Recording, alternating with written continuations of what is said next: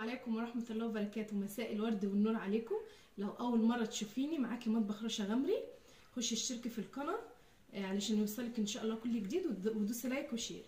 احنا هنعمل معانا أكلة حلوة أوي للشتاء، وهتدفينا بقى في الساعة اللي احنا فيها دي. احنا هنعمل مسقعة بطريقة حلوة أوي ولذيذة، ولو عندك جزء بسيط أوي من اللحمة المفرومة هتقدري تعمليها في طاجن، يعني إن شاء الله تعمليها وتعجبك. تعالوا بينا نشوف المقادير. بصوا انا معايا هنا اهوت، يعني قطعه اللحمه المفرومه دي اقل من الربع كيلو، بس انا هوريكم ان شاء الله في اخر الفيديو الطاجن هيبقى عامل ازاي، ولو انتوا عيله ان شاء الله هتكفيكم، يعني لو انتوا 4 افراد هتكفيكم. انا معايا هنا اللحمه المفرومه اهي زي ما انتوا شايفين، ومعايا بصلايه هنا مبشوره، فانا عايزه اديهم ضربه في الكبه عشان اللحمه تبقى ناعمه. ماشي، وانا مش هضيف لها الا الفلفل الاسود والبهارات بتاعه اللحمه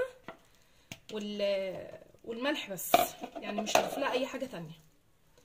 يعني بصوا قطعه اللحمه المفرومه اصلا هي صغيره مش كبيره، بس احنا هنكورها كور فهتدينا حتت كتير، يعني هتدينا كور كتير، فان شاء الله تعجبكم.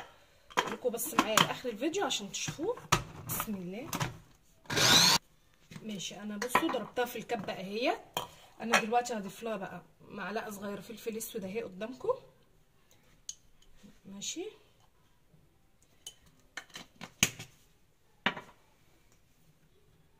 ومعلقه ملح. طبعا انا مش هكتر الملح لان يعني المسقعه لسه فيها بتنجان وفيها بطاطس، فده كله هيبقى مظبط ملحه مع بعضه. هتحسوا في النتيجه في الاخر ان هي يعني طعمها حلو وملحها مظبوط.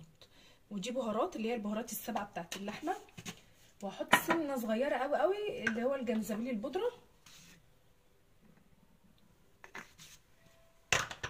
ماشي، وهرجع اضربهم تاني ضربه كده. دي هتخلي معاكي الكفته تبقى ناعمه وحلوه قوي لو انت هتضربيها في الكبه كده. لو انت مش عندك كبه خلاص يبقى اعجنوهم مثلا بايدك حلو، وبعد كده كوريها عادي مش هيحصل حاجه.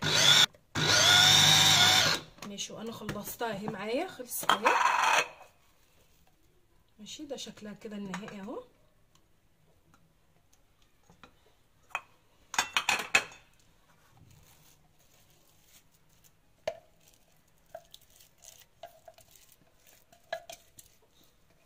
بصوا بقى ما شاء الله، يعني هي حته اللحمه المفرومه كانت اقل من الربع كيلو اصلا.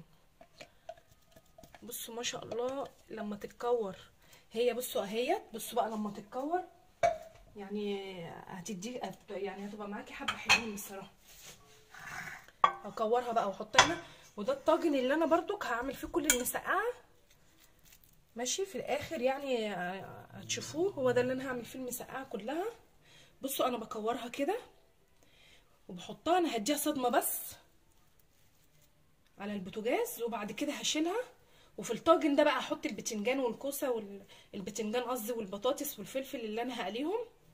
بس ايه لسه يعني هجيب لكم انا البتنجان والبطاطس عشان نقطعهم مع بعض.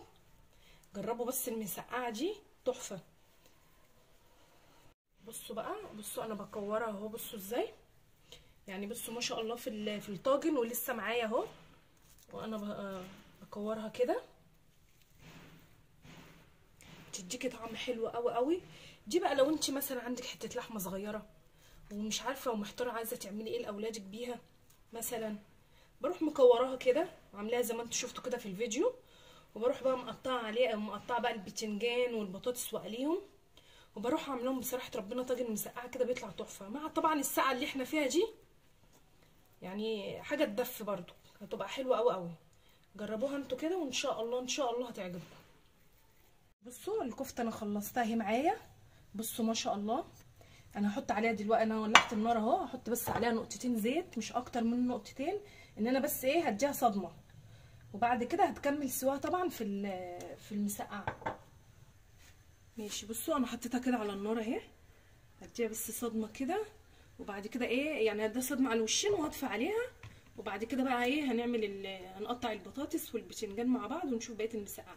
وكملي بقى الفيديو للاخر علشان انا بعمل للبتنجان تركايه كده حلوه ان شاء الله تعمليها، ومش هتحسي طبعا ان احنا لو بناكلها بالليل مش هتحسي بحرقان ولا باي حاجه خالص. جربيها واعمليها زي ما انا ما بعملها كده وان شاء الله تعجبك.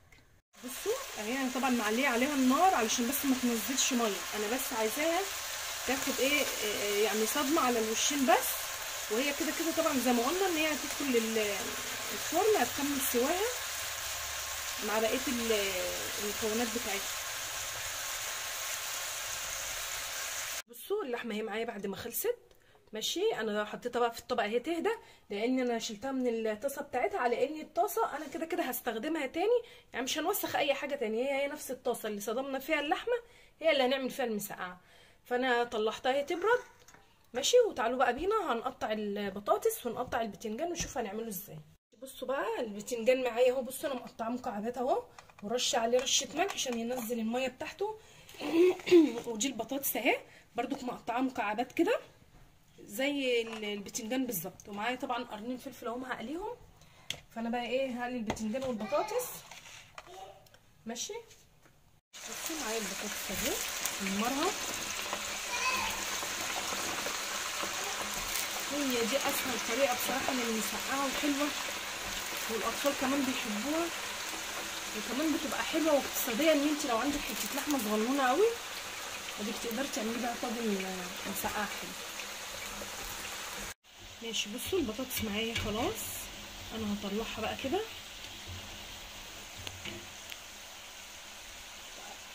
ماشي، انا قليت البطاطس طلعتها قدامكم، البتنجان برضك اهو، بس البطاطس بقى ايه ما بحمرهاش للاخر، يعني بطلعها تكون فاضل لها سنه بسيطه وتستوي، لان هي كده كده طبيعي لسه تقعد شويه، يعني مثلا قاعده 10 دقايق على النار وهتخش طبعا الفرن.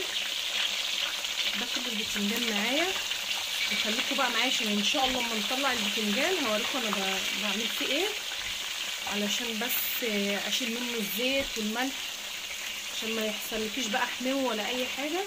جربيه كده وان شاء الله يعجبك. البتنجان معايا كمان خلص اهو. ماشي، طبعا احنا عايزين نتخلص من كل الزيت ده، فاحنا بقى دلوقتي هنعمل تركايه حلوه قوي قوي ليه، نتخلص من الزيت ومن الملح اللي احنا رشيناه عليه. بسم الله.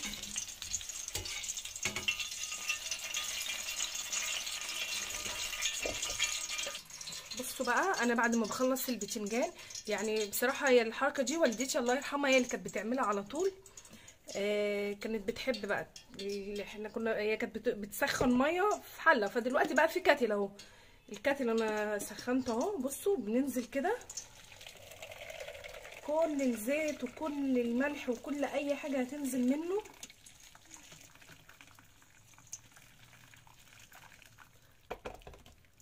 بصوا اي حاجه فيه، الزيت اللي بيعمل طبعا حموضه والملح، اي حاجه بتنزل منه بسبب الميه السخنه دي. بصوا الميه كلها زيت اهي، فالتركايه دي طبعا بتبقى حلوه ليه جدا، فياريت تجربوها كده وان شاء الله هتعجبكم. ديت الصينيه طبعا اللي انا عملت فيها الكور اللحمه، واللي فيها دي الميه بتاعت اللحمه، فطبعا انا مش هرميها، هعمل برضو فيها. ماشي، هدلق كده البتنجان. ماشي، البطاطس اهي، وانا قليت قرنين فلفل اهمت، ده لو انت بقى بتحبيها فيها يعني سبايس وكده. ماشي، هدلق البطاطس كلها اهي كمان.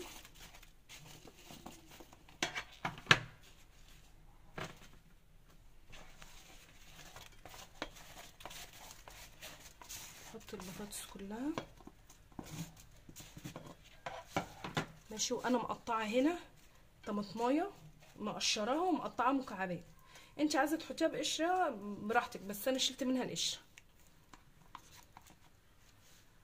ماشي، هحط طبعا معلقتين صلصه. ماشي، بصوا انا حطيت على البطاطس والبتنجان طبعا عشان احنا نزلنا الملح بتاع البتنجان خالص والزيت، فهو كده بقى عادي ما فيهوش ملح، والبطاطس طبعا مش عليها ملح، فانا رشيت رشه فلفل يعني فلفل اسود صغيره ورشه ملح. وادي معانا بقى اللحمه اهي الكفته، بوزعها كده كلها في الطاجن. بصوا ما شاء الله، يعني ده يعتبر 8 كيلو لحمه مفرومه، مش ربع خالص، يعني هو كان اقل من ربع بكتير، وزي ما انتم ما شفتوا كده في اول الفيديو.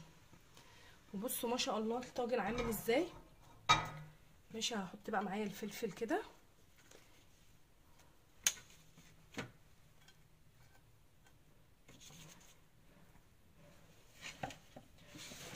ومعايا هنا 3 معالق صلصه اهي، يعني انا مش هضرب لها طماطم ولا اي حاجه، دوم 3 معالق صلصه وعليهم نص كوبايه ميه، ومعايا مكعب مرقه اهو. ماشي. هقطعه كده بالشكل ده كده، توزعيه بقى في كل جزء حته كده صغيره. ماشي. ومعايا الصلصه اهي.